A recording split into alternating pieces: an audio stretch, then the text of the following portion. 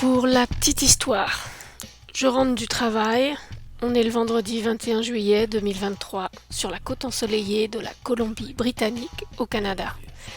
Une journée de travail un peu fatigante, mais comme à l'habitude, ni plus ni moins.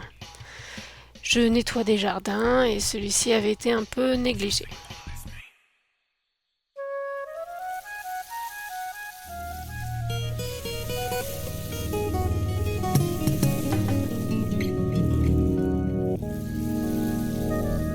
Ça m'a valu d'être un petit peu fatiguée, mais bon.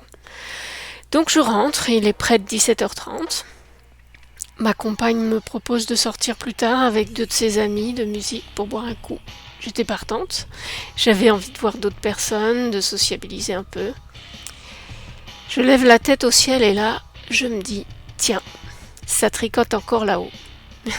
Je dis tricote car lorsqu'on voit une traînée toute fraîche derrière un avion, elle ressemble souvent à des mailles de tricot, comme si quelqu'un avait tricoté une rangée et avait retiré l'aiguille.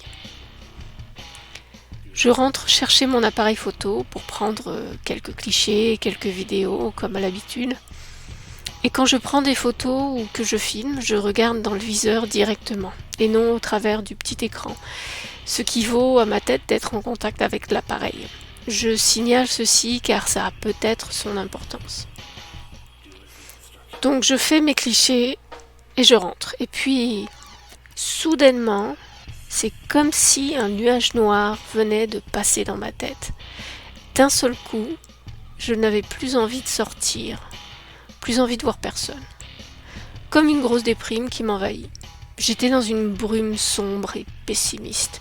Alors bon, pas suicidaire, hein.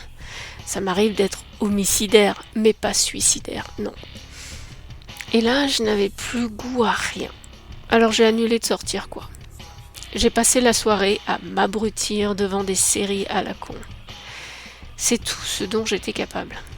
C'était étrange et vraiment soudain, comme si mon cerveau venait d'être piraté ou envahi de sombritude. Ce n'est peut-être qu'une coïncidence. Peut-être que ces vagues dans le ciel n'étaient pas seulement dues au vent. Ça ressemblait à des fréquences, des ondes. Je n'étais certainement pas la cible, hein, car moi je suis personne. Mais peut-être que d'avoir été collé à mon appareil photo, assez sophistiqué et très électronique, a amplifié des ondes surfant sur ces traînées. Je ne peux que spéculer, mais ce que j'ai ressenti était étrange. Je n'ai pas du tout aimé, ça restera un mystère. Je trouve d'ailleurs que mon cerveau est embrouillé par moments, et il semble que je ne sois pas la seule. Et vous, ça vous arrive ?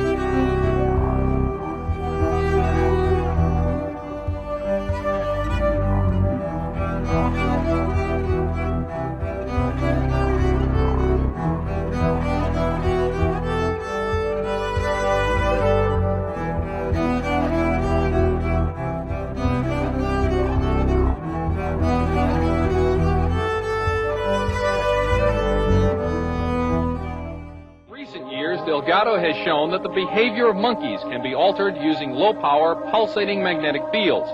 But in these experiments, there were no antenna implants. Any function in the brain, emotions, intellect, personality, well, could be perhaps modified by this non-invasive technology. Delgado's research has so far been limited to animals. But in the Soviet Union, a radio frequency, or RF device, has been used for over 30 years to manipulate the moods of mental patients.